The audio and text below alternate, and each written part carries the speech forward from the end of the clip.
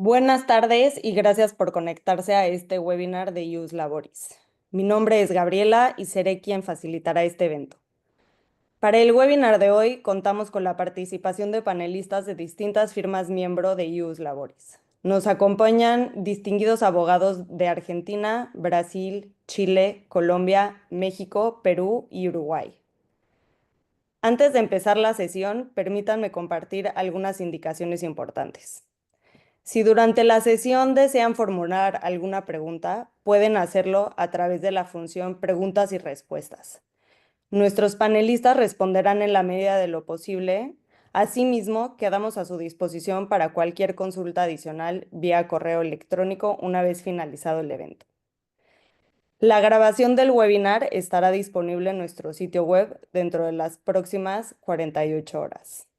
Les agradeceríamos mantener sus micrófonos en silencio durante la transmisión para evitar interferencias. Sin más preámbulos, es un honor ceder la palabra a Eduardo Vinales, socio de Bruchú y Funes de Rioja, nuestra firma asociada en Argentina. Eduardo, tiene usted la palabra. ¿Qué tal? Buenos días a todos. Creo que estamos todos en el mismo uso horario, o la mayoría al menos.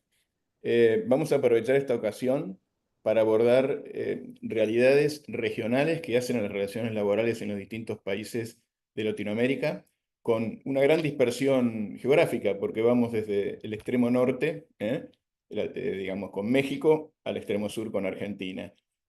Voy a arrancar con una pregunta general, para todos los panelistas y voy a pedir que la contesten de norte a sur, o sea que arrancamos con México. Y la primera cuestión a abordar que les voy a proponer es que identifiquen cuáles son los principales desafíos que enfrentan las empresas, los empleadores, al ingresar en una etapa de reestructuración. Reestructuración como término que alcanza no solo la baja de empleados, sino desde el punto de vista legal, qué dificultades pueden encontrar las empresas que plantean una reestructuración de sistema de trabajo y de disminución de personal. Y de qué manera esto se puede hacer en forma legal. Así que arrancamos con México. Gracias, Vamos. Eduardo. Muchas gracias. Buenos días a todos. Pues sí, como bien lo mencionas, y empezando de norte a sur, creo que uno de los principales desafíos que tiene México, aunque habría que distinguir también, y lo vamos a platicar, es, en primer lugar, la rigidez normativa que tiene México para temas de reestructura. Habría que distinguir y ya sea que se trate de una terminación individual o una terminación colectiva o masiva, y si esta tiene una connotación o un contrato colectivo de trabajo. Si bien es cierto, las terminaciones individuales pudieran ser las menos complejas, desde un punto de vista técnico también pueden ser, podrían tener ahí sus retos, ¿no? Entonces, lo importante y los desafíos que debemos atender es, una, que no tenemos un procedimiento ágil para terminar una relación de trabajo, ya sea individual o colectiva.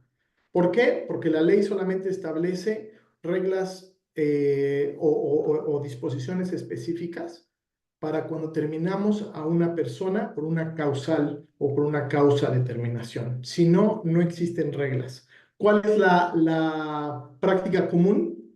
Pues tratar de llegar a un acuerdo en el cual se establece o se le ofrece al trabajador llegar a un convenio de terminación de mutuo acuerdo a cambio de la terminación, a cambio de la terminación y en consecuencia el pago de la liquidación, ¿no? Entonces, ese es el marco general en ese sentido. La ley, como bien lo decía, la ley no tiene o no contempla un procedimiento simplificado cuando hablamos de despidos masivos.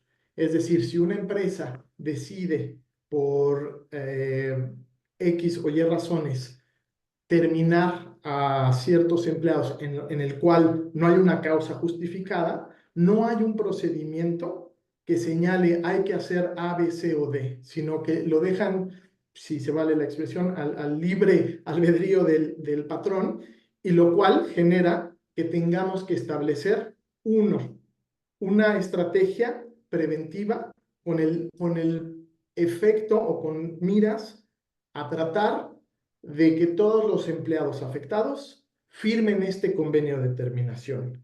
¿Cómo lo logramos o cómo se llega a este punto? Es uno, con una comunicación clara y efectiva.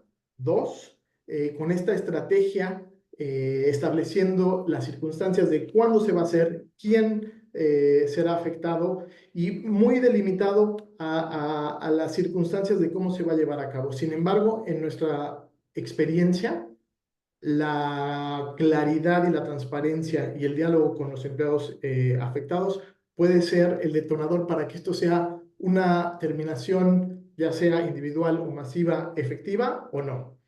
Y finalmente, determinar cuál es el elemento que detona esta terminación. Últimamente hemos visto que la tecnología ha sido el detonante para sustituir a una serie de empleados o de fuerza de trabajo. Entonces, tiene que haber un vínculo específico entre cuál es la razón de la terminación y la estrategia que debemos llevar a cabo. Entonces, si tenemos esta relación bien identificada y con un establecimiento de una estrategia para terminarlos con claridad y con transparencia, y desde luego cumpliendo con los elementos que establece la ley de pago del 100%, al no ser considerada una reestructura, una terminación con causa, es el detonante que proyectará ya sea una terminación efectiva o problemática que pudiera terminar en litigios. Luis, hablas de litigios. ¿Cuál es digamos, el índice de reclamos aproximado, digamos, si es elevado o no, una vez que realizaste esta terminación? Sí, la verdad es que la regla general es ofrecer el 100%. Cuando ofrecemos el 100%, mientras el cálculo esté elaborado con base en los lineamientos que establece la ley, el 90%, 95% de las personas firma el convenio de terminación. Obviamente el convenio de terminación tiene que ser muy enfocado a la persona, al tipo de persona y al tipo de perfil para que sea más fácil de celebrarlo. Eso nos evita un litigio seguro. Buenísimo. Vamos a pasar a Colombia, Catalina.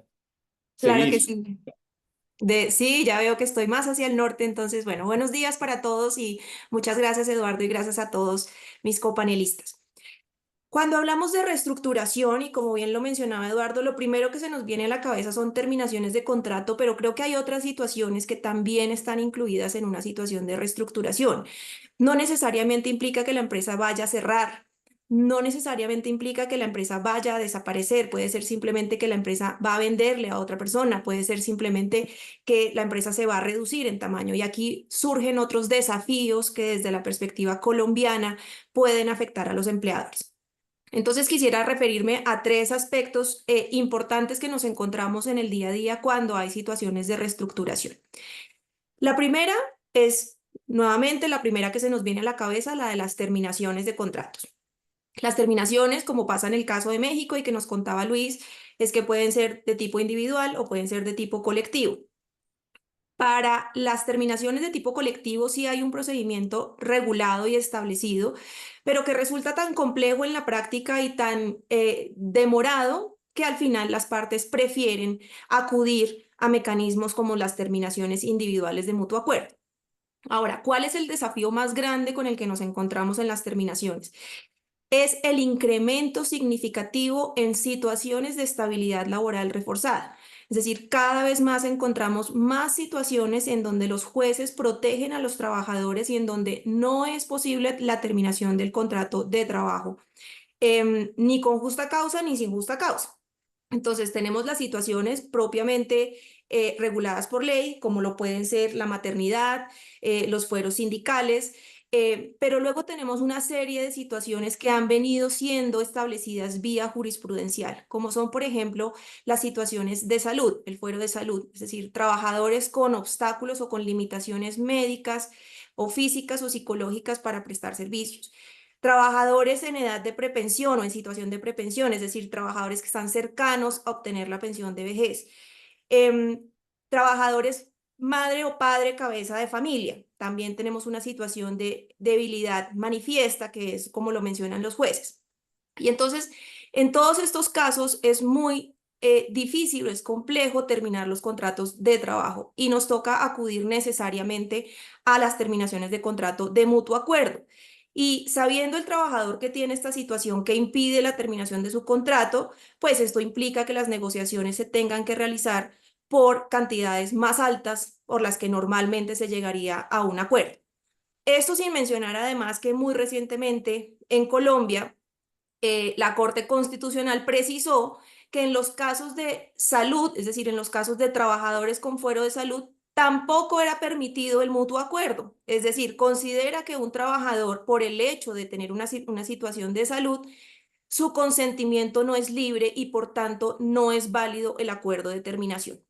Entonces, en estos casos nos tocaría acudir al Ministerio de Trabajo para solicitar la autorización para la terminación del contrato de trabajo, situación que nuevamente, como les comentaba, pues resulta bastante complejo en la práctica y en muchos casos el Ministerio de Trabajo bastante renuente a autorizar estas terminaciones de contrato. Por otro lado, tenemos entonces que en los casos en los que tenemos fueros de directivos sindicales, no solamente si no podemos llegar a un acuerdo con el trabajador, nos tocaría acudir al juez laboral porque es el único que podría autorizar o levantar este fuero sindical y de esta forma autorizar la terminación del contrato de trabajo. Proceso judicial que en la práctica también es bastante complicado. Es muy difícil que un juez autorice la terminación del contrato de un directivo sindical. Entonces, estos son todos desafíos con los que nos encontramos al momento de terminar los contratos de trabajo. Por otro lado, tenemos las situaciones, por ejemplo, en donde la empresa está atravesando por una situación económica no muy buena y necesita reducirse en tamaño o necesita tomar decisiones. Y estas empresas, por ejemplo, pueden tener convenciones colectivas firmadas con los sindicatos. En estos casos, la reducción o la revisión de la convención colectiva también es bastante complicada. Es decir, pedirle a un juez laboral que revise la convención para que se reduzcan ciertos beneficios ya negociados con los sindicatos. También en la práctica resulta muy complejo, ya que los jueces no necesariamente están dispuestos a reducir o a revisar los beneficios que ya fueron negociados con la organización sindical. Esto implica que nos tocaría acudir a la organización sindical para una nueva negociación, lo cual me imagino que pasará lo mismo en sus países. No siempre se cuenta con la mejor disposición de las organizaciones sindicales. También genera mucho la situación en donde entonces los trabajadores ante una situación en donde ven que su empresa o va a desaparecer o se va a reducir, pues constituyen rápidamente organizaciones sindicales para empezar negociaciones colectivas o para obtener protecciones frente a la terminación del contrato. Entonces, todas estas son desafíos con los que nos encontramos al momento de reestructuración. Otra forma de reestructuración que encontramos pueden ser las fusiones o incluso cuando se dan ventas de ciertas partes de negocios que compran otras empresas. La armonización de los beneficios que tienen ambas empresas también es difícil en la práctica y toca planearla con cuidado. Lo ideal sería que la empresa que compra y la empresa que vende tengan exactamente lo mismo, pero eso no es la realidad. En la realidad, las empresas todas tienen beneficios distintos, con lo cual armonizar y homologar esos beneficios para que no haya situaciones de inequidad o de desigualdad entre los trabajadores también requiere de una planeación cuidadosa para que en el futuro la empresa pues tenga un ambiente laboral sano en donde pues no se den reclamaciones por tratos diferenciados en cuanto a beneficios y salarios. Creo que en resumen esos tal vez son los desafíos más importantes a los que nos enfrentamos en Colombia. Tengo una pregunta, Catalina. Cuando mencionaste las categorías protegidas, Sí, mencionaste a una persona con una condición de salud, ¿no? Esa protección sí. que tiene es estabilidad propia, digamos, o sea, no podés despedirlos sustituyendo por dinero, no se puede sin No, autorización. no se puede terminar el contrato salvo que exista autorización del Ministerio de Trabajo. Y aprovecho para contarles lo siguiente. En Colombia se acaba de aprobar el nuevo Código Procesal del Trabajo y de la Seguridad Social que modifica esta situación. Es decir, la autorización para terminar el contrato de una persona con fuero de salud ya no es ante el Ministerio de Trabajo, sino ante el juez. Pero en cualquier caso requiere autorización. Entonces yo no puedo terminar el contrato de trabajo unilateralmente de un trabajador en esta situación. Tengo que pedir primero el permiso, en este caso ahora judicial, y con el agravante de este nuevo pronunciamiento judicial en donde nos dicen que el mutuo acuerdo tampoco sería posible con las personas en situaciones de salud porque se entiende que su consentimiento está viciado, algo que nos parece bastante extremo y muy perjudicial para, pues para las situaciones de manejo de personal en Colombia, pero esa es la situación actual como la tenemos. La verdad que es sorprendente, es una gran rigidez. Sorprendente. Pero bueno, pasemos ahora a Perú. Seguimos hacia abajo. Gracias, Eduardo. Bueno, en Perú hablamos de reestructuración laboral cuando enfrentamos escenarios como los descritos por Luis y Catalina, un cese colectivo o terminación colectiva de contratos de trabajo, también cuando existe un supuesto de reorganización societaria, ¿no? Una fusión por absorción, por ejemplo, y también en casos en los que se vende una empresa o como está sucediendo últimamente cuando se tratan de mejorar las habilidades de los trabajadores o existen situaciones de reentrenamiento, ¿no? Lo que se conoce comúnmente como upskilling o reskilling. Pero ¿qué tienen en común estos escenarios que hoy día enfrentamos en Perú? ¿Qué desafíos hay ahí? Bueno, en el país también existe un enfoque bastante protector en el ámbito de salida del trabajo y también cuando se hacen modificaciones de condiciones de trabajo, por ejemplo, cuando el empleador desea cambiar algunos beneficios, cuando quiere cambiar la zona geográfica donde laboran los trabajadores y ejemplos similares. Y eso hace que este tipo de medidas sean muy difíciles de ejecutar. De hecho, el marco normativo y también el marco de la jurisprudencia refuerza esa protección que comentaba. A diferencia de lo que ocurre en otros países, aquí en Perú no hay un mecanismo para solucionar casos de excedencia de personal, ni siquiera si el empleador paga. En esos supuestos, en realidad, el trabajador, el grupo de trabajadores, puede pedir inmediatamente su reposición frente al juez y todos esos despidos que son llamados en el Perú despidos sin causa, despidos unilaterales, tienen derecho a la reposición, es decir, al retorno del trabajador, del grupo de trabajadores, al puesto que ocupaba. Y hoy día en el Perú, un trabajador que es despedido puede argumentar precisamente que merece la reposición y es la gran discusión que existe en muchos tribunales en el país. Pero se suma a esto que los procedimientos de cese colectivo en el Perú tampoco son sencillos. No solo desde el punto de vista técnico, que requiere mucha documentación y es un procedimiento bastante riguroso, ¿no? En distintas etapas, sino que la aprobación de ceses colectivos en el Perú queda en manos del Ministerio de Trabajo y sin duda hay factores más allá de los jurídicos, hay factores sociales, políticos que influyen en la decisión y hoy las terminaciones colectivas, los ceses colectivos son realmente excepcionales. Casi no existen en la realidad. Entonces, ante un marco de ese tipo, ¿qué es lo que hacen las empresas para poder viabilizar reestructuraciones? Las soluciones realmente son diferenciadas, ¿no? Algunas, la mayoría de ellas, en casos que lo ameritan, acuden a planes de retiro voluntarios. El Tribunal Constitucional en el Perú ha validado que un empleador puede ofrecer planes de retiro voluntario de manera abierta y de hecho es una práctica usual en grandes reestructuraciones. El punto es dar beneficios económicos y no económicos al momento de ofrecer este plan para finalmente hacerlo atractivo a los trabajadores. No solo se ofrece lo que vendría a ser lo que exigiría la ley en caso de un despido arbitrario, sino que se dan planes de salud post-cese, se da asesoría para emprender un nuevo negocio, ¿no? Un servicio de recolocación, asesoría en jubilación anticipada, etcétera, etcétera. Entonces, la finalidad es hacer sumamente atractivo ese plan para que finalmente los trabajadores acojan esto como una opción. ¿Qué otras opciones existen? En un segundo plano, por ejemplo, están los casos en los que los empleadores hoy día están haciendo reconversiones laborales o reentrenamientos, se capacita a los trabajadores, a veces se cambian ligeramente las funciones, se les reentrena y se hace un seguimiento si es que están llegando a las nuevas metas en función al nuevo perfil que tengan, ¿no? Porque hay necesidades de quizás incorporación de tecnologías, cambios en algunas máquinas, etcétera, etcétera. Un tercer supuesto son casos de reubicación laboral. Son válidos en el Perú, sí, se puede cambiar un trabajador de sede de trabajo. Sin duda hay que acreditar la necesidad y la razonabilidad. Esta es una alternativa legal que puede hacerse de modo unilateral, pero requiere un sustento objetivo de por medio.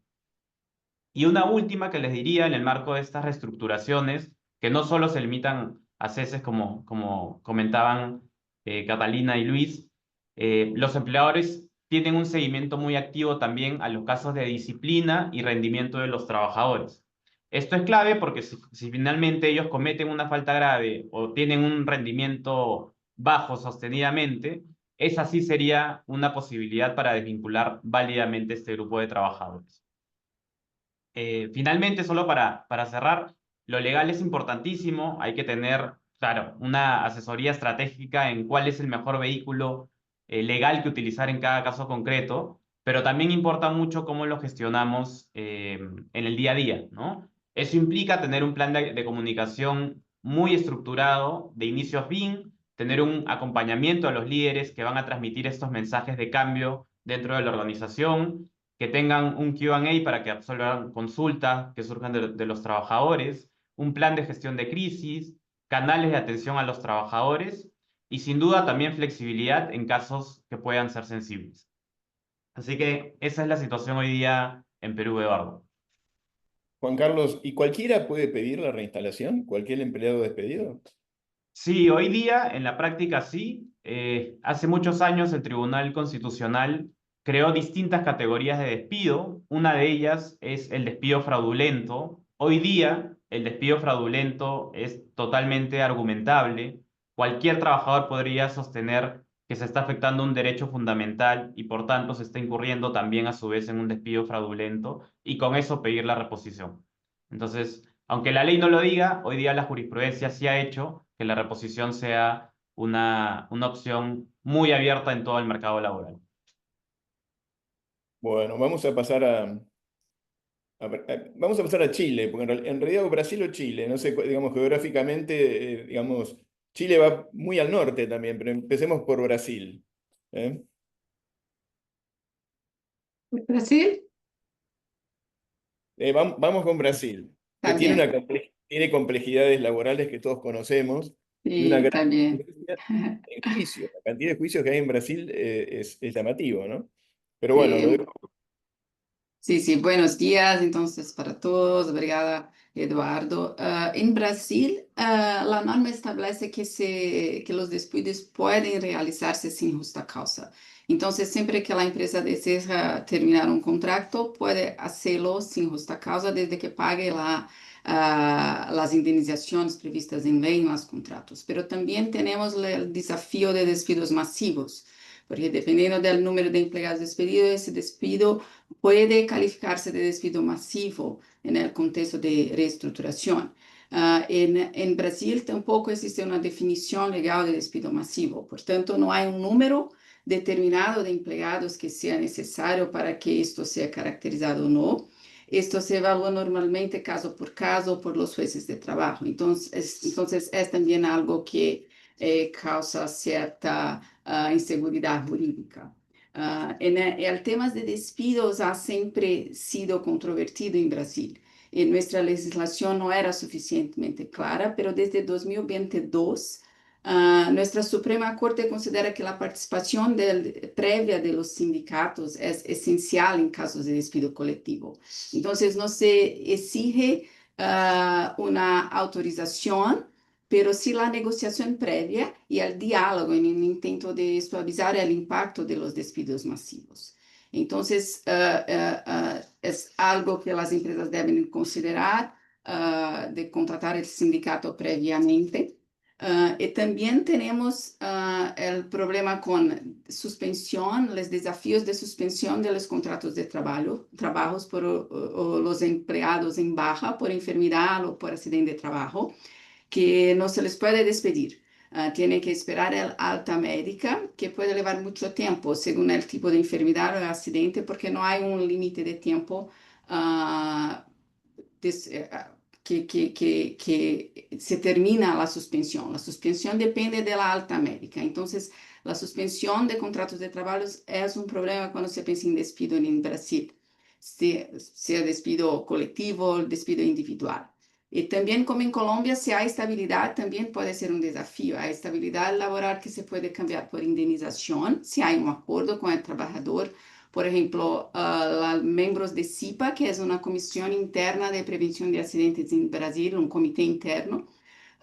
No hay una ley muy específica sobre eso, pero la mayoría de jueces tienen la interpretación de que se puede cambiar la estabilidad por indemnización. Pero para otros, como maternidad, empleados que han vuelto de una enfermedad, suele ser necesario que se cumpla el periodo de estabilidad antes de despedirlos. Entonces, no, cambiar por una indemnización es algo que implica muchos riesgos para la empresa. Otro tema también, un otro desafío también es la subcontratación, que es una medida muy habitual cuando una empresa necesita reestructurar su fuerza de trabajo. Que desde la reforma, acá en Brasil en 2017, la subcontratación de actividades finales está permitida legalmente en Brasil, lo que es una opción para las empresas. Pero si la empresa despide a un empleado, durante un periodo de 18 meses, no puede contratar de nuevo ese mismo empleado como un tercerizado, una subcontratación.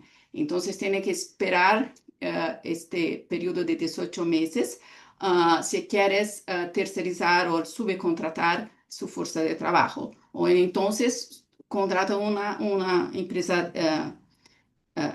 tercerizada, pero que tiene su propia fuerza de trabajo, que no tiene que convertir ese empleado en un tercerizado. Entonces, en términos generales, son los despidos masivos o despidos colectivos en Brasil que necesita la autorización de sindicatos, claramente el pagamento de indemnización por terminación sin justa causa, porque en Brasil reestructurar la fuerza de trabajo es una terminación sin justa causa, entonces envolve el pagamento de indemnización, las estabilidades de suspensiones y este caso de subcontratación. Yo pienso que son los principales desafíos para las empresas en Brasil. Ahora, Brasil es un país federal y muy grande. Sí. Debe haber realidades distintas de acuerdo al estado en el cual se plantee la cuestión, ¿no? Los sindicatos no son, son regionales o de empresa, por ejemplo. ¿Cómo se maneja ese tema? Nuestra legislación es una para todo el país, pero tenemos sindicatos que se organizan por localización y por actividad. Puede ter sindicatos diferentes en São Paulo y otros estados de Brasil, por ejemplo. También, si la empresa va a reestructurar toda la plantilla en diferentes estados, sí, tiene que negociar con diferentes sindicatos, con diferentes comportamientos y es Igual, desafío Silvia, también. es un tema muy interesante que después te lo vamos a preguntar específicamente cómo funciona Sí. en Brasil. Y otro tema, cuando hablas de tercerización y hay que esperar 18 meses, ¿cuál es el riesgo de contratar por intermedio de un tercero o, digamos, Uhum. a una fuerza de trabajo que va a prestar tareas para el principal, ¿no? Digamos, ¿hay solidaridad? ¿Cómo funciona ese tema en Brasil? Como dice, es autorizado tercerizar las actividades finales, pero la empresa que está contratando debe ser la empresa que gerencia y coordena todos los empleados. No se puede tercerizar la fuerza de trabajo, pero continuar coordinando y gerenciando todos los empleados. Y se hace correctamente, entonces la empresa tiene una responsabilidad subsidiaria. La empresa tercerizada es la primera responsable por los pagamentos de todos los saldos trabalhistas. Y si no paga, a empresa tiene que pagar, pero es una responsabilidad subsidiaria si hace todo correctamente. Pero si, por ejemplo, terceriza, pero continúa a gerenciar, a coordinar todos los trabajadores pueden pedir un reconocimiento de empleo directamente con esa empresa. Entonces, esa empresa se torna directamente responsable por los pagamentos trabajistas. Buenísimo. Vamos a pasar ahora sí a Chile, nuestro país vecino. Hola Eduardo, muchas gracias. Un saludo a todos. Primero me ha servido esto para revisar la geografía mientras tú hablabas y llegamos al norte a la altura de Brasilia. Esa es más al norte que Paraguay y al sur, más al sur que Argentina. Hay unas islitas al sur del Cabo de Hornos que llegan más al sur, así que somos más sureños. Eso está en disputa, Enrique. No, esa frontera está no la en clara. aceptamos, ¿no? No, esa parte está aceptada. Hay otras que están en disputa, pocas ya. Oye, respecto de las reestructuraciones, el sistema chileno, afortunadamente en este aspecto no se ha modificado de la flexibilidad que tradicionalmente ha tenido la legislación laboral y no hay mayores normas que compliquen una reestructuración desde el punto de vista legal. No hay que recurrir a la autoridad administrativa, a la dirección del trabajo, ni a un juez, ni a nadie, en caso de despidos colectivos o masivos. No hay una norma de despidos colectivos masivos. O sea, tú puedes despedir una persona, o 500, o 1000, o 2000, y se aplican las mismas normas. Por lo tanto, eso facilita las decisiones de reestructuración o reorganización empresarial.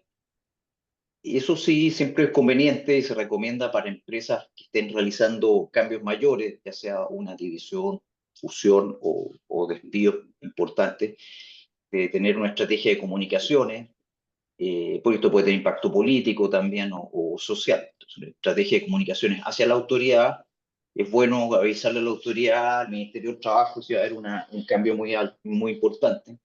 Y también ciertas comunicaciones con los sindicatos y con los comunicaciones internas a los trabajadores, porque son situaciones que producen gran incertidumbre y generan algunos problemas en las relaciones laborales, como eventualmente una mayor conflictividad, que lo hemos visto en muchos casos, por ejemplo, de fusiones, que parecieran ser muy tranquilas, en que todos van a mantener sus derechos, no hay grandes despidos, pero los trabajadores quedan inquietos ante eventuales cambios producto de las sinergias naturales que se producen al fusionar dos empresas, que puede hacer crecer sindicatos o afiliaciones sindicales o la creación de nuevos sindicatos.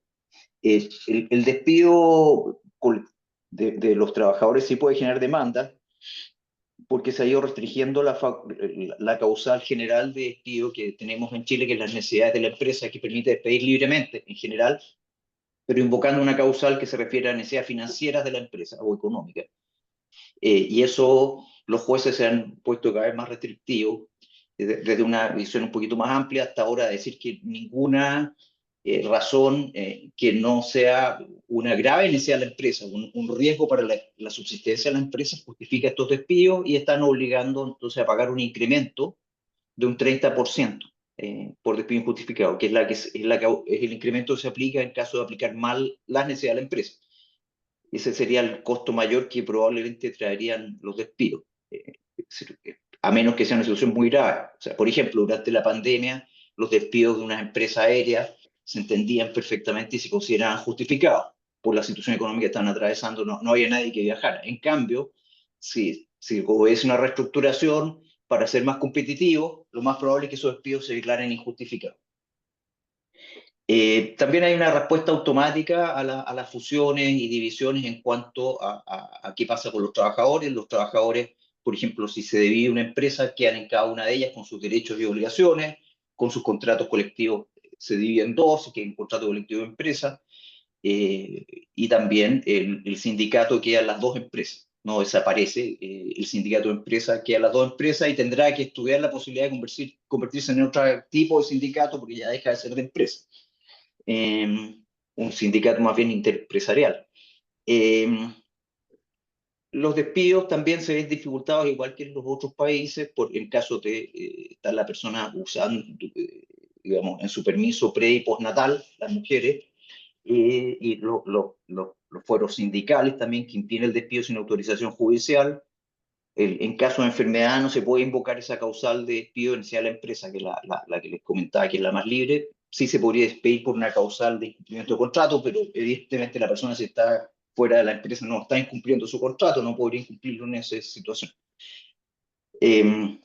Entonces, en todos esos casos, si bien se puede llegar a acuerdos, tiene esa dificultad que implica el tener que negociar y probablemente llegar a acuerdos mucho mayores. Y también en relación a los despidos masivos, tal como se ha planteado, en otros casos es conveniente tener una oferta de terminación de contratos que sea atractiva para no llenarse de juicios, ¿no? Que tienen costos y problemas asociados siempre.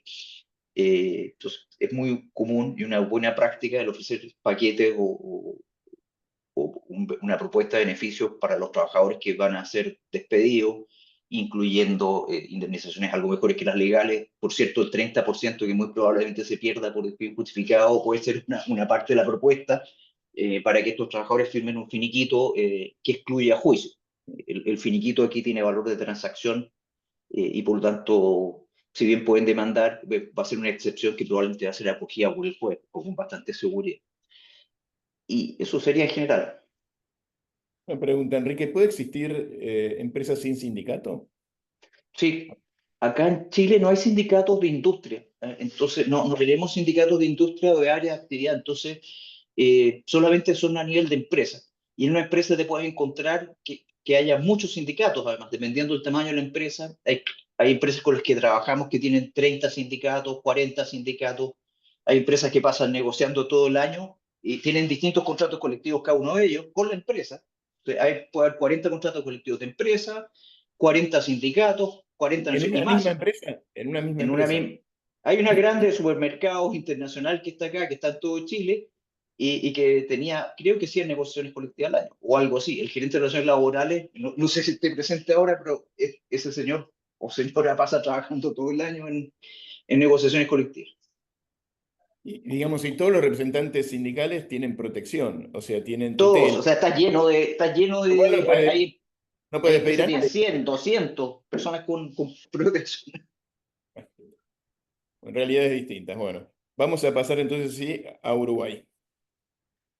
Buen día, bueno, muchas gracias. Un poco de lo que es la reestructuración y tomando lo que decían los colegas, en el Uruguay no existe normativamente la figura de los despidos masivos y el despido como tal, desde el punto de vista individual, es libre, o sea que se entiende que el empleador legalmente es libre, tiene la facultad de poder despedir siempre y cuando se abone la indemnización por despido correspondiente, la cual está tarifada y está topeada, sin perjuicio de que sí está previsto determinadas situaciones especiales en las cuales la indemnización por despido es especial, es más cara, pero eso no obstaculiza la desvinculación. En el caso de trabajador enfermo, amparado subsidio por enfermedad, común o profesional, incluso la trabajadora grávida, no son situaciones de estabilidad absoluta, no se obstaculiza el poder concretar el despido, sí hace que sea más caro. Y también está regulado y tarifado qué tan caro es.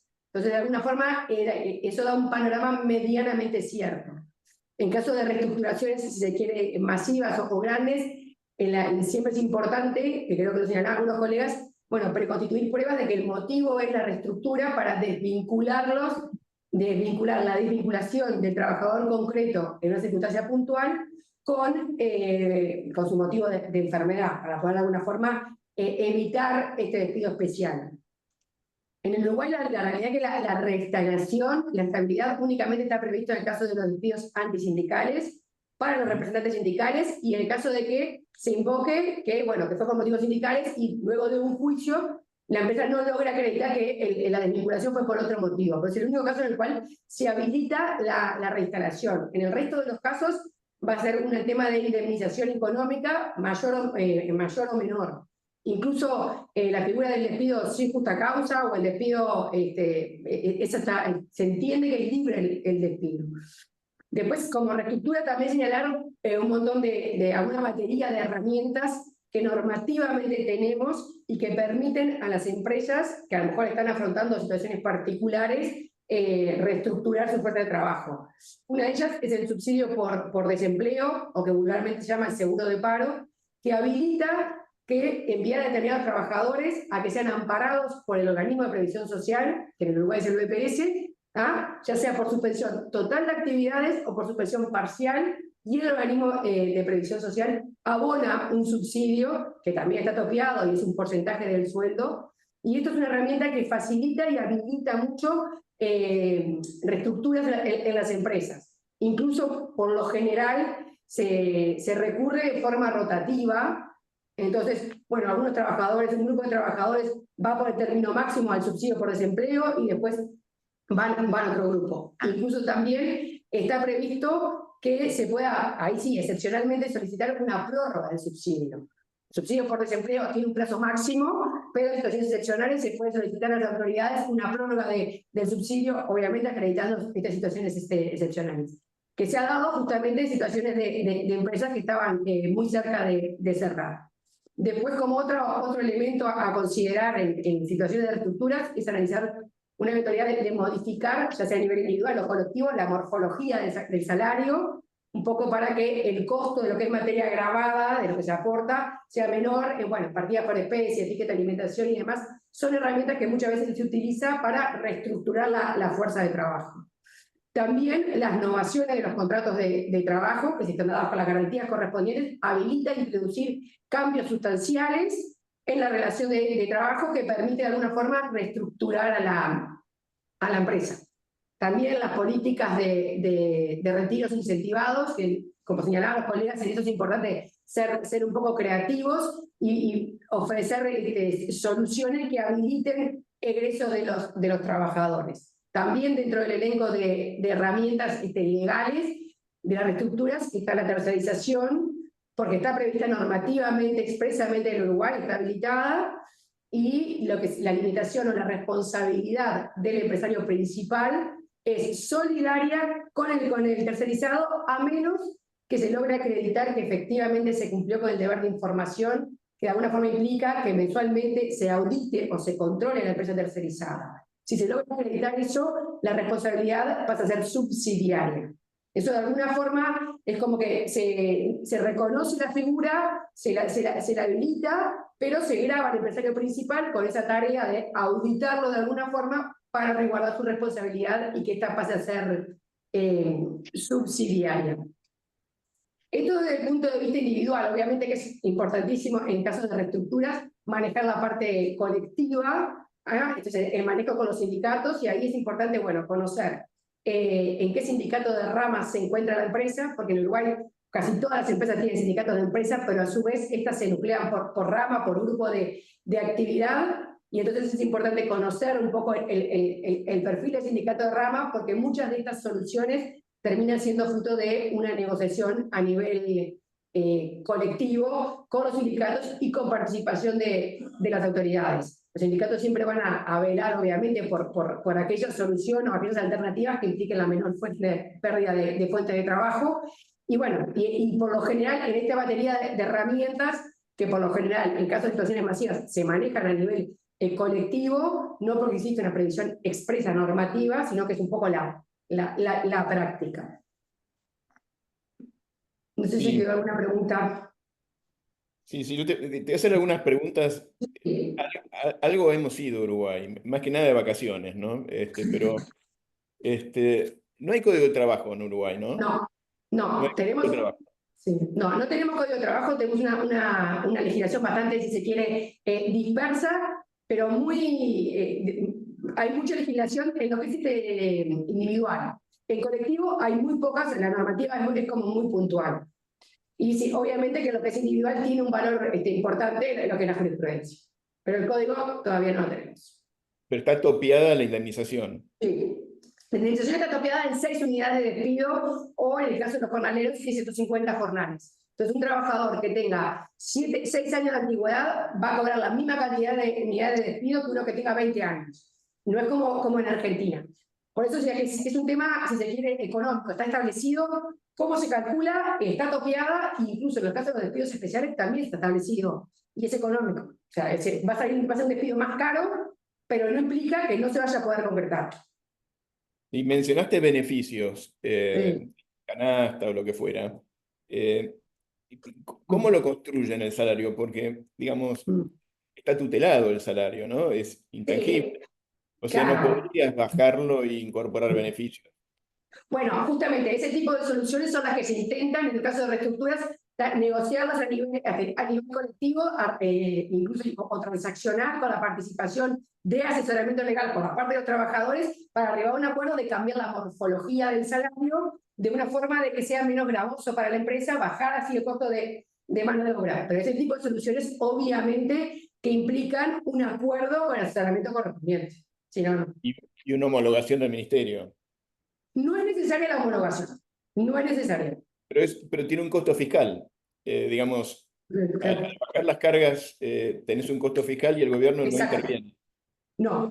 Si uno llega a un acuerdo en el cual uno cambia la morfología del salario, no. Diferente es cuando lo que se llama el descuelgue. Acá por grupos de actividad hay consejos de salarios y esto establece determinados mínimos, los cuales todas las empresas que están incluidas en la rama tienen necesariamente que cumplirlo. Para no cumplirlo tienen que solicitar sí una autorización expresa al Consejo de Salarios, que es un órgano tripartito, o sea que está integrado por el delegado del Poder Ejecutivo de las cámaras empresariales y de los sindicatos de rama, que habilite el descuelgue, que habilite no cumplir con esos mínimos. La realidad es que son muy contados los casos que se ha habilitado y obviamente que son en situaciones muy excepcionales y de crisis de la empresa. Prometo que es la última pregunta que te hago. No, por favor, al contrario, encantada. Digamos, con el cambio de signo político del gobierno, ¿esperan alguna reforma en las leyes laborales? Y sí, Porque hay una gran se han hecho. incidencia del sindicalismo en el gobierno, ¿no? Hay presencia. Exactamente.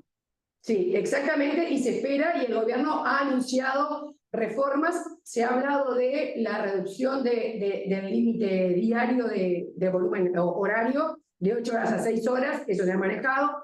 Se ha manejado también el rever el tema de esto de la facultad del empleador de poder despedir, el despido libre. Se han manejado diferentes temas, hay mucha expectativa. Al momento no hay proyectos concretos que hayan tomado notoriedad, o sea, publicidad. Sí, están hablando, todavía no hace 2 meses que se subieron las autoridades. Muchas gracias. Bueno, vamos a pasar a Argentina. Ignacio, me resulta curioso, que lo tengo acá, digamos, está acá al lado, una pared en el medio. Golpear la pared. Podemos golpear la pared si nos comunicamos. Y aparte, me divierte preguntarte a vos, ¿no? Porque hemos transitado conjuntamente muchos años, ¿no? de negociación colectiva y de relaciones laborales. Así que, Ignacio, todo tuyo. Bueno, muchas gracias, Yalo. A ver, ¿cuáles son los principales desafíos? ¿Somos una república libertaria o ni siquiera liberal? No, lejos de ello. Tenemos un poder ejecutivo que ha cambiado de signo político y de ideología, pero el poder legislativo, las leyes mismas y los criterios jurisprudenciales siguen siendo los de antaño, ¿sí? Probablemente el 9 de julio tengamos alguna novedad y vayamos a un proceso de mayor libertad por algunas derogaciones y simplificación normativa que venga. Pero hoy todavía tenemos desafíos importantes. Y lo primero que yo destacaría es Argentina sigue teniendo sindicatos tremendamente fuertes. El poder sindical es muy alto. Y los sindicatos tienen una vocación ante una reestructuración, tienen una vocación negacionista. Trata de que no lo hagan o demorarlo lo más posible. No quiere decir que todos lleven las cosas al extremo, y hay muchos dirigentes sindicales que tienen una capacidad de adaptación fenomenal, por eso logran estar 40, 50 años en sus cargos, pero lo cierto es que si pueden evitar que alguien reestructure, que reestructurar, ahora lo definiré en un sentido amplio, lo van a hacer. Segundo, intervencionismo estatal. Seguimos teniendo una norma que pone al Estado en la mesa de negociación, como en algunos otros países. Entonces, no todo lo podemos hacer solos, sino que muchas veces, sea por un procedimiento preventivo de crisis copiado de la legislación española o por algunas otras negociaciones que requieren homologación, tienen al Estado como un actor. Y por último, la rigidez legal, que hace que incluso a veces uno, cuando enfrenta una reestructuración de cualquier tipo, tiene que decir, ¿y me conviene cerrar o me conviene reestructurar? Porque voy a arrastrar contingencias. Bueno, hay riesgos que van a quedar latentes. Al final no era más fácil directamente cerrar esta empresa que cambiarla. Y a veces es un dilema difícil. Creemos que muchas veces, y es lo que más nos gusta hacer en conjunto, me parece, Lalo, lograr reestructurar y que las reestructuraciones sean exitosas, pero uno también tiene que poner eso sobre la mesa a la hora de evaluarlo. De evaluarlo y de definir, en definitiva, de estrategia a dónde quiero llegar y cuál es el mensaje, con qué estrategia de comunicación también voy a hacer que realmente esto se comprenda y se entienda para que lograr el acompañamiento sindical, estatal y eventualmente al final del día de los jueces, que son los que en este marco de rigidez normativa pueden terminar aplicando la norma compleja al caso individual que se transforma en un reclamo de una reinstalación, de una recomposición de condiciones laborales o de algún pedido de alguna nulidad de un acuerdo, etc.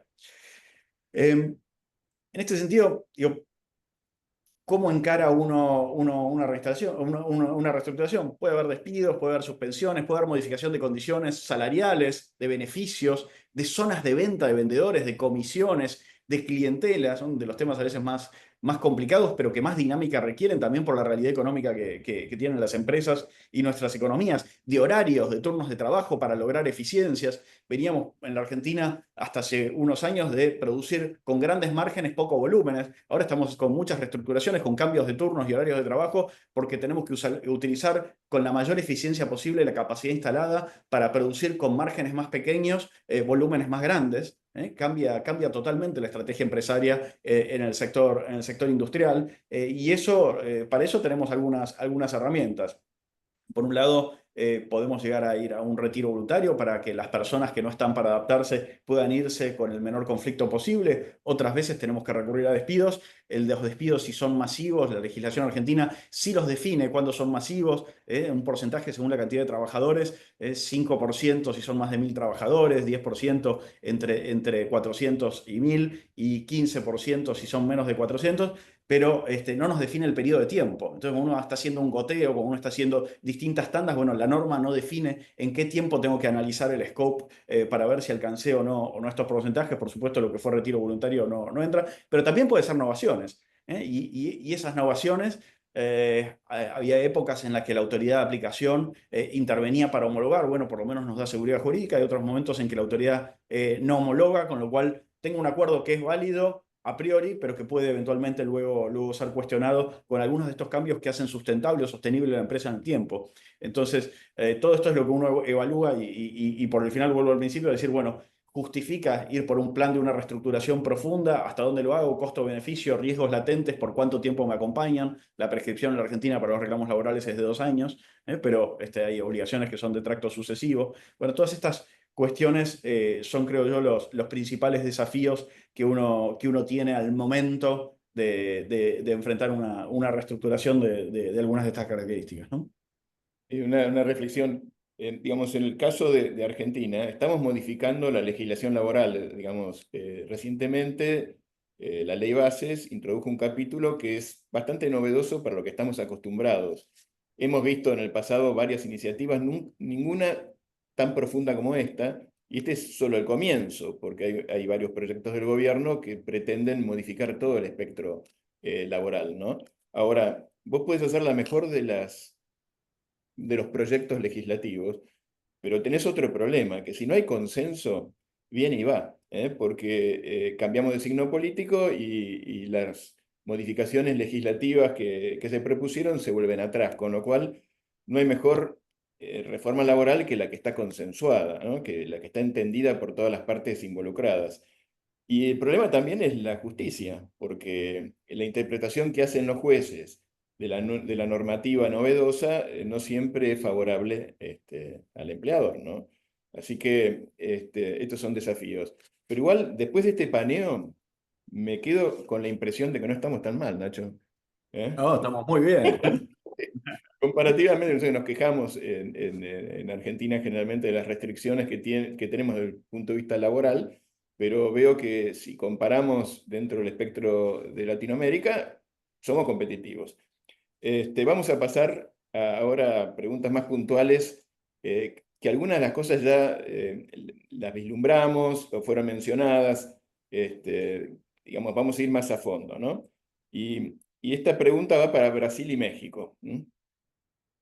Y en definitiva, digamos, ustedes están frente a una consulta, viene un cliente y dice, bueno, tengo que reestructurar esta empresa, no es competitiva, me están compitiendo desde afuera, viene la importación, el producto, digamos, no tiene el precio adecuado. Necesitas ajustar dotación, necesitas ajustar condiciones de trabajo, negociar con el sindicato. ¿Cuál es la mejor y más segura, digamos, de las posiciones y las aproximaciones al problema, empezando por Brasil? Digamos, ¿cómo encararíamos esta reestructuración? ¿Desde qué perspectiva? ¿Y qué seguridad jurídica tendríamos cuando alcancemos algún acuerdo, ¿no? En Brasil se puede hacer un acuerdo con el sindicato, por ejemplo, para reducir pagamento de salarios o cosas así. Pero no es algo simple, es algo que depende de la negociación con el sindicato y también se reduce, los salarios tienen que garantir un año de estabilidad para los empleados también. Entonces, la negociación con el sindicato es algo que en Brasil, desde la reforma, es algo posible y que es también incentivado por nuestra ley. A decir que el sindicato puede negociar todo, excepto aquello que es garantido como derechos absolutamente que no se puede dispor. Entonces, es algo posible negociar con el sindicato, una alternativa para empresa que se necesita mudar, cambiar las cosas en rutinas de trabajo, pero tienes que considerar, dependiendo del sindicato que está envolvido. Como dice, hay muchos sindicatos en Brasil y dependiendo son organizados por localización y por actividad de empresa. Entonces, puede ter un sindicato que es más fuerte y que es más difícil de negociar. En otros casos, un otro sindicato que es más tranquilo de negociar. Entonces, si es un sindicato que es posible, la negociación colectiva es una alternativa posible para las empresas que puede incluir algunas particularidades de la empresa, algo que quieres hacer, pero no está previsto en la ley, pero no es algo que está autorizado, pero puede negociar con el sindicato. Entonces, dependiendo del escenario del sindicato, es una alternativa posible. ¿El acuerdo con el sindicato puede disminuir derechos? Entonces, puede, en nuestro caso, si disminuir el salario, tienes que garantir la estabilidad por un año. Sí. Puede, pero nuestra ley autoriza algo como disminuir el bonus o otros pagamentos que no son como salario, pero también acordado con el sindicato. El desafío acá es que es algo nuevo, puede decir así, porque desde la reforma que se amplió los derechos que se pueden negociar con el sindicato. Entonces, es preciso considerar también que los jueces de trabajo están interpretando o que puede o que no puede ser negociado. Pero por la ley es posible negociar, cambiar algunas cosas y reducir algunos derechos por negociación, especialmente si la empresa está en una situación difícil en Brasil. Y Silvia, ¿y no se requiere la aceptación individual del trabajador? Si tienes un acuerdo colectivo con el sindicato, no es necesaria una aceptación individual, pero el acuerdo con el sindicato, una de las etapas es aprobar en la asamblea de todos los empleados envolvidos. Entonces, no es una aceptación individual, pero la mayoría tienes que aprobar, sí. Ok. Bueno, vamos a pasar a México con la misma aproximación. Gracias, Lalo. Mira, desde el punto de vista legal mexicano, si partimos de la premisa que cualquier cambio en los términos y condiciones de empleo pueden generar la terminación del empleado sin responsabilidad para éste y hacerse acreedor a la indemnización constitucional o al severance package, como decimos con los americanos, eso hace que se vuelva muy complejo cambiar cualquier condición o cualquier término establecido inicialmente en el contrato. Entonces, lo que nosotros recomendamos siempre es empecemos desde el principio previniendo o anticipándonos a estas posibilidades, es decir, incluyendo cualquier tipo de posibles cambios en el contrato. Es decir, si hay un cambio en en el lugar de trabajo, establecer que puede existir esa posibilidad sin que eso implique cambios en los términos y condiciones de empleo, ¿no?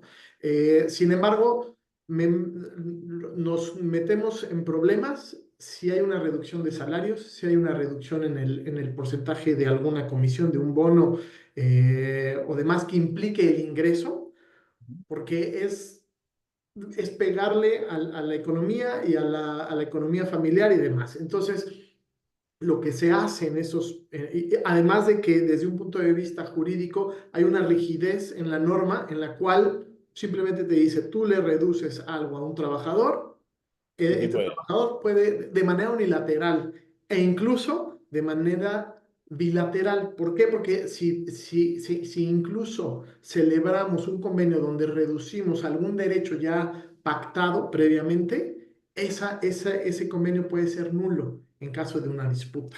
Entonces, lo importante es identificar cuál es el cambio o la reestructura que se va a establecer. Con base en eso, buscar cuál es el vehículo o el mecanismo más adecuado para mitigar esos riesgos, porque al final podemos enfrentarnos a una renuncia de derechos y en ocasiones, aunque tampoco está contemplado en la ley, pero se ha utilizado de manera recurrente, es pagar una indemnización por la pérdida o por el rango que vas a perder para que en caso de que en algún futuro haya una disputa, una controversia, yo pueda alegar, yo como empleador, alegar que a sabiendas que sabía que había un detrimento, traté de balancearlo a través de la teoría del daño, pedí una compensación y la aceptaste a través de un convenio de terminación, que en términos estrictos puede ser nulo, pero podía ser que podía servir como un medio de defensa.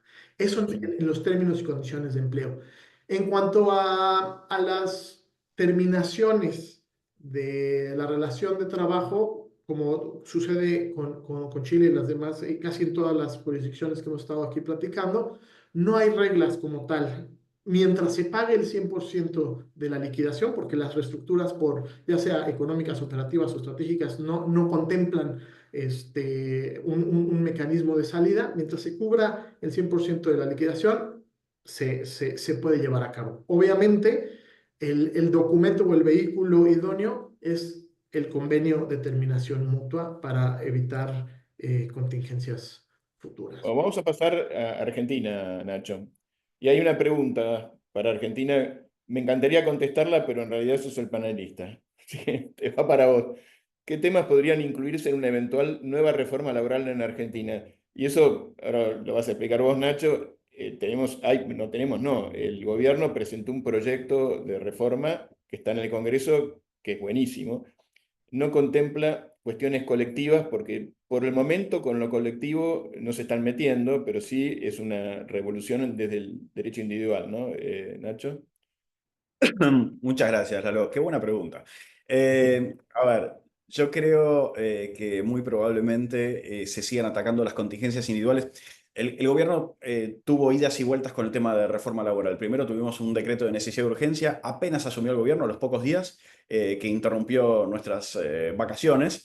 Y nos tuvimos que poner a estudiar esa norma que duró poco porque fue un DNU colectivo, un decreto de necesidad y urgencia, donde el gobierno se atribuyó facultades legislativas y su capítulo laboral quedó luego suspendido en su aplicación. Y ahí sí, como bien decías, Eduardo, se atacaba la conflictividad individual, el costo y las ineficiencias laborales en la Argentina, la litigiosidad, etcétera, y también la conflictividad colectiva. Se avanzaba sobre el derecho de huelga y se ponían algunos mecanismos de limitación, como servicios esenciales, servicios de importancia trascendental, etcétera, limitando la capacidad o el derecho a generarse daño a las partes. Y obviamente con un mecanismo de regulación para resolver esos conflictos.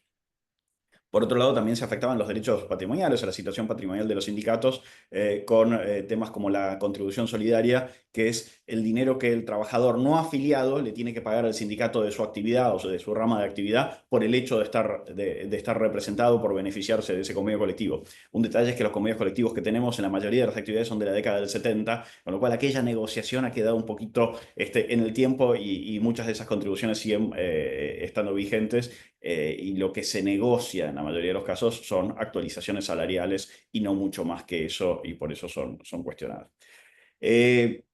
Luego, habiendo pasado esa etapa del DNU que quedó suspendido, el gobierno logró el consenso en el Congreso, a pesar de su amplia minoría en capacidad legislativa, logró el consenso por una reforma laboral que atacó lo individual y salió de lo colectivo. Y a partir de ahí se mejoró la situación en cuanto a adaptabilidad a las nuevas formas de trabajo, determinando la inexistencia de presunción de relación laboral en tanto se cumplan ciertos requisitos, etc.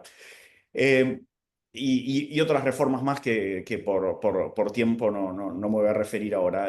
Respecto de lo que venga, yo creo que muy probablemente podamos ver modificaciones en los temas de licencias por enfermedad, certificados médicos, todo eso que es una gran fuente de conflicto individual, de litigio y de costo. Probablemente veamos mayor flexibilidad jurídica para esta adaptabilidad, para esta flexibilidad de la relación individual de trabajo, con la posibilidad de introducir esos cambios y eventualmente que esos cambios sean validados por la autoridad de aplicación. Eso creo que probablemente esté, mayor flexibilidad en términos de vacaciones, sueldo anual complementario, llamado aguinaldo y demás, formas de pago, etcétera. Ni hablar tema jornada laboral, también esperamos que se incluya una mayor flexibilidad y capacidad de adaptar sin recurrir al convenio colectivo, por acuerdos individuales, poder adaptarse y salir de una norma que regula nuestra jornada laboral de la década del 30. Sirvió bastante, pero creemos que los tiempos que corren, aún en términos de existencia de relación de dependencia, las prioridades de trabajadores y necesidades de empleadores han cambiado y la norma difícilmente hoy se adapta a eso. Y por último, yo creo que sí, hemos visto una iniciativa del gobierno que tuvo efecto con las cámaras empresarias, donde prohibió a las cámaras empresarias imponer contribuciones obligatorias de los empleadores hacia esas cámaras. Y yo creo que así como vimos eso, probablemente veamos en una futura reforma laboral que vuelvan los temas de derecho colectivo, sea patrimoniales, sea de limitación de la conflictividad. No está en el proyecto que bien decías, Eduardo, está presentado hoy, desde fin del año pasado, en el Congreso, pero creo que muy probablemente esto sea un tema que se venga, porque no esperaría una mega ley, sino que lo que esperaría es 9 de julio, grandes regulación, derogación de algunas normas que quedaron anacrónicas, decreto 264, 265 del año 2001 y algunos otros que imponen algunas limitaciones, pero por otro lado, pequeñas iniciativas legislativas que vayan atacando distintos problemas puntuales y no una mega ley ómnibus de reforma. Eso sería lo que yo esperaría Ahora, que ocurra. Lo que mencionaste de la contribución, digamos, a la Cámara Empresaria mandatoria, lo tiene Brasil, ¿no? En Brasil los empleadores contribuyen, es CNN, ¿cómo se llama? CNI, Silvia, ¿cómo se llama la central? La Contribuição Paulista. sindical. CUT? A Ah, central sindical, sí. CUT. No, pero me refiero que hay una contribución de las empresas a la Cámara Empresaria.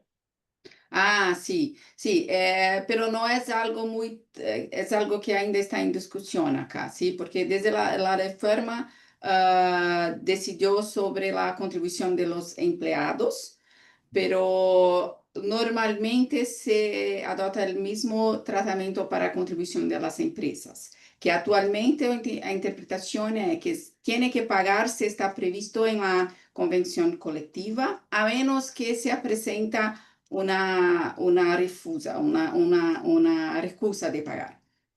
Ok. Entonces, esto que depende de previsión, de estar previsto en la convención colectiva. La próxima pregunta va también para vos, Ignacio. Colocándonos en un panorama, en un escenario de despidos masivos, ¿cuál sería la mejor práctica para negociar con un sindicato? ¿Cómo se plantearía? ¿Qué tipo de instrumento tiene el empresario para lograr el objetivo que es disminuir la dotación y modificar condiciones de trabajo, ¿no? Bien. Ahí yo creo que no hay una respuesta de one size fits all, depende mucho, porque lo primero que tienes que analizar es el perfil y las prioridades del empleador y el perfil y las prioridades y necesidades de la parte sindical que tengas del otro lado. Puedes tener casos donde los trabajadores están representados por un sindicato formalmente, pero que el sindicato tiene escasa participación. Puedes tener trabajadores que están representados por el sindicato, con un sindicato protagonista, con un alto nivel de afiliación, además de estar convencionados. Y también nos pasan, y últimamente cada vez más, situaciones donde el sindicato tiene el poder formal, pero hay una comisión interna o un grupo de poder dentro del núcleo de trabajadores que tienen el poder real.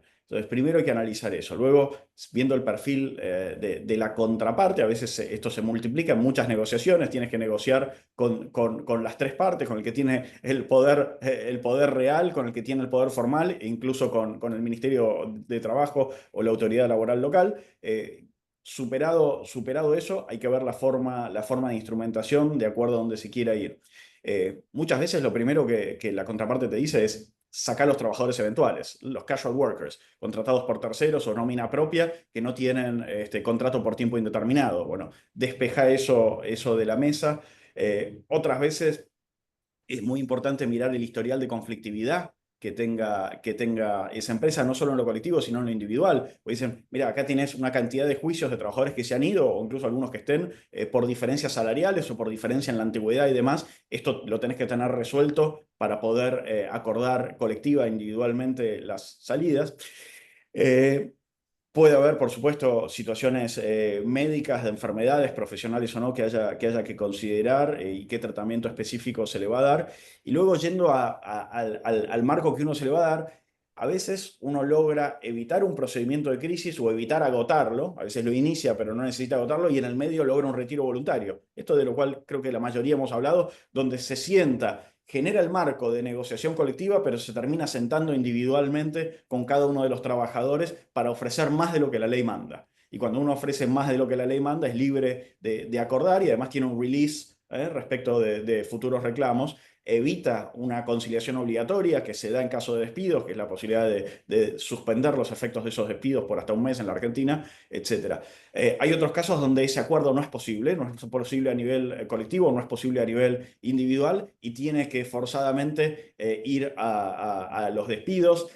Esos despidos pueden requerir o no la tramitación del procedimiento de crisis por estos dos decretos que yo decía que deberían ser derogados, 264 y 265, aún pagando indemnización plena. La justicia ha interpretado que corresponde hacer ese procedimiento. Entonces, depende de la jurisdicción donde uno esté. La justicia de la Nacional del Trabajo en algunos fallos lo ha así determinado, y uno tiene que saber que si no hace el procedimiento de crisis puede estar expuesto a algún planteo de nulidad y a tener que recorrer ese procedimiento para luego ejecutar los despidos nuevamente, etcétera. Entonces ahí hay que ir definiendo, y es muy micromanagement o microanálisis lo que hay que hacer para llegar al mejor plan. Pero sí, todo esto tiene una condición esencial, que es, tienes que tener un buen equipo. Tienes que saber a dónde quieres llegar y tienes que tener un buen equipo. Y en ese equipo la comunicación es fundamental. La mencionaba Juan Carlos para Perú. Tener un buen equipo de notarios para las circunstancias que se puedan dar, de acuerdo o de conflicto. Y en algunos casos, depende del perfil sindical, a veces también uno tiene que tener un muy buen equipo de abogados penalistas, ¿sí?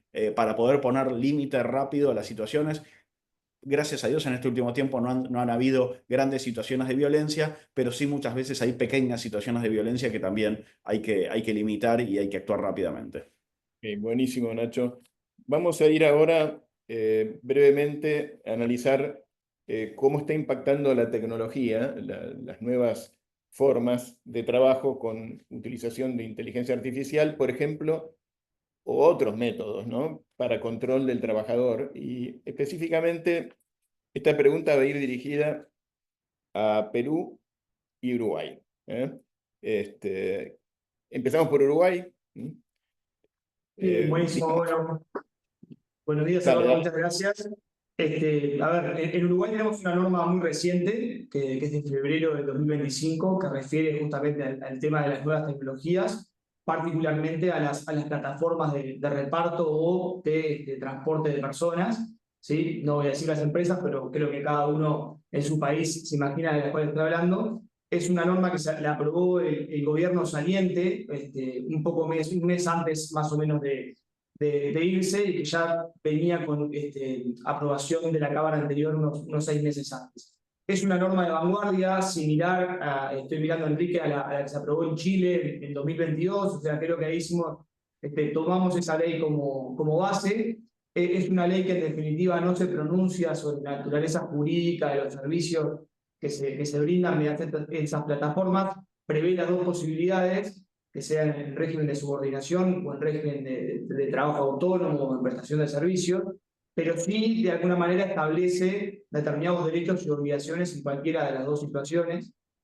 A nuestro modo de ver, y lo hemos compartido, nos parece una ley de vanguardia en el sentido de proteger a determinadas personas que puedan o no estar en la vinculación de dependencia y no ser categórico en decir, bueno, todas estas personas son dependientes, que sabemos el impacto negativo que eso puede generar, por ejemplo, la ley Rider en España, en los efectos negativos que eso tuvo. Entonces, ahí tenemos una primera norma que a su vez introduce algunos derechos de vanguardia, en el sentido de refiere a transparencia algorítmica, derecho a la información, derecho a la reputación digital y demás, que creo que podrían ser tomados por otras normas más a nivel general para ser utilizadas el día de mañana en otras actividades. O sea que ahí tenemos una buena norma. Tenemos una ley de teletrabajo, como seguramente tengan también varios países. La nuestra fue aprobada en el segundo semestre del 2021, cuando la pandemia estaba pegando fuerte en Uruguay, pero es una norma que la realidad ha dado resultados, sobre todo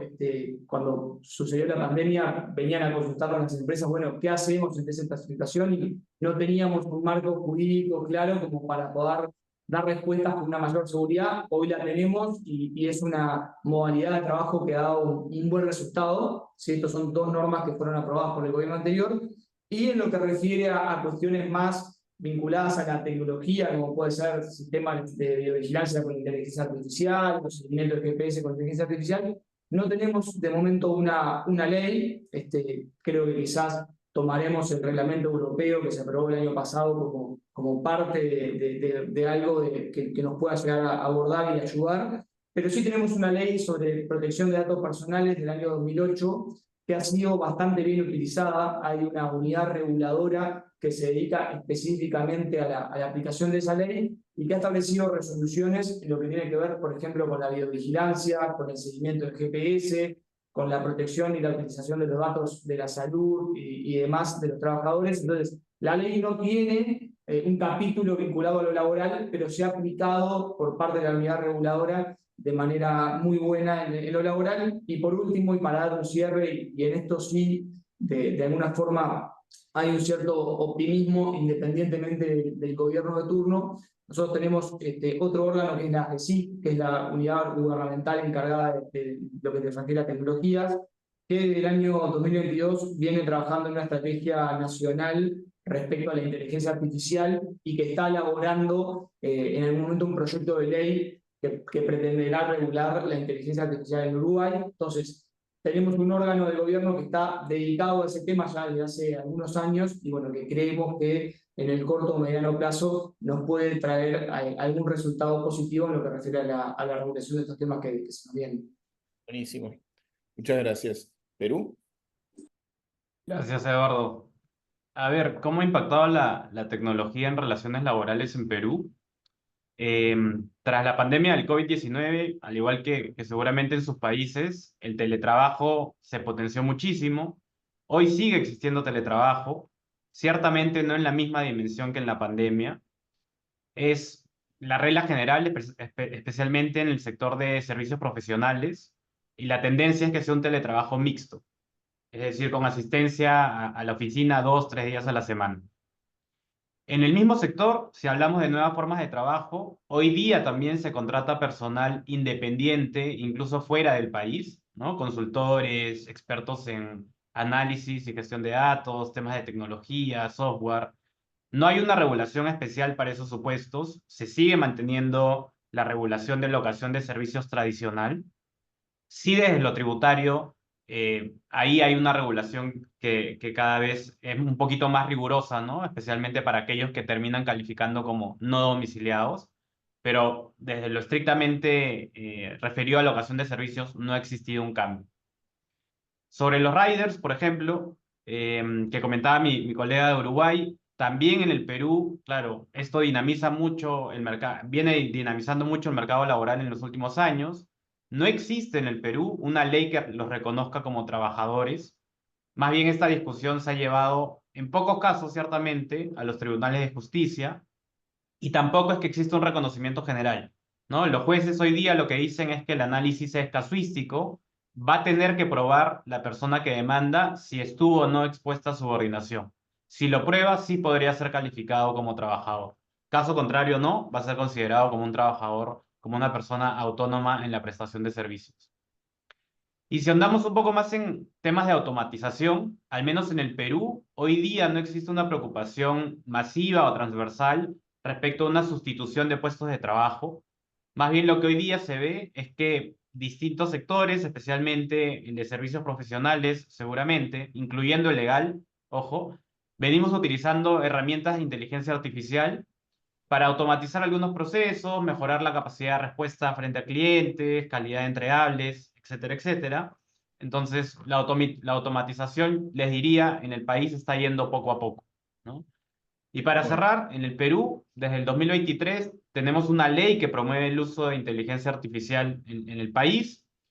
Tiene como un principio clave que el uso sea ético, transparente, responsable. Hace poco ha salido incluso el reglamento de la Ley de Protección de Datos Personales. Es una normativa nueva en el Perú, al menos en cuanto al reglamento que se ha emitido hace apenas pocos meses. Contiene muchas obligaciones que van a impactar en lo laboral, sea en los procesos de selección, en la evaluación de desempeño, en la gestión de los datos de los trabajadores. Sí es una normativa, en verdad, que se alinea mucho al estándar internacional que existe, especialmente en Europa, y es uno de los temas que yo les diría en el 2025 es muy resaltante en lo laboral, ¿no? Incluso hoy día, y con eso acabo, hay un actor que antes no existía en lo laboral, que es la Autoridad Nacional de Datos Personales. Hoy día emite opiniones muy importantes que inciden, por ejemplo, en temas de videovigilancia laboral, fiscalización de trabajadores, entrega de datos personales. Entonces, es un protagonista nuevo en el ámbito laboral, pero que seguramente lo vamos a tener en lo sucesivo. Así que así Muchas estamos, gracias. Eduardo. Gracias. Muchas gracias. Bueno, yo creo que ahora vamos a pasar a las preguntas, ¿eh? Hay varias. Vamos a sintetizarlas. Hay una para Catalina Santos de Colombia, que dice, dada la imposibilidad de desvincular a un empleado protegido por fuero de salud sin autorización judicial, ¿existe el riesgo de que una renuncia voluntaria luego sea desconocida y alegado un despido? ¿Qué medidas se recomiendan para evitar esto? Muchas gracias, Eduardo. Sí, efectivamente, esta situación y este último pronunciamiento judicial hace muy complicada la desvinculación de un trabajador con una situación médica o con un fuero de salud. Y eso incluso, si uno revisa los argumentos de la Corte, nos lleva a plantearnos si la renuncia pura y simple de un trabajador bajo esta situación sería una renuncia válida o si también se consideraría una renuncia nula porque el consentimiento del trabajador esté viciado. Entonces, a día de hoy, digamos que lo más conservador sería acudir al juez pues, para solicitar la autorización de la terminación del contrato. No obstante, en mi opinión, no se puede invalidar el consentimiento de una persona por el hecho de que tenga un fuero de salud. Entonces, no por ignorar las decisiones judiciales, pero lo que sí nosotros recomendaríamos es que frente a decisiones del trabajador, como puede ser su renuncia o como puede ser el firmar un acuerdo de terminación, lo que trataríamos entonces o lo que recomendaríamos es incluir la mayor cantidad de material probatorio que puedan demostrar que el consentimiento de este trabajador sí es un consentimiento libre y que es un consentimiento informado. Entonces, podríamos, por ejemplo, firmar este acuerdo o esta renuncia ante un notario público, que son realmente quienes tienen las funciones de fedatario público, para que constate que el consentimiento del trabajador es válido. Incluso a veces hemos acudido a la vinculación en el acuerdo de familiares del propio trabajador para que constaten que su consentimiento es libre, que es completamente informado y que no fue objeto de ningún tipo de vicio.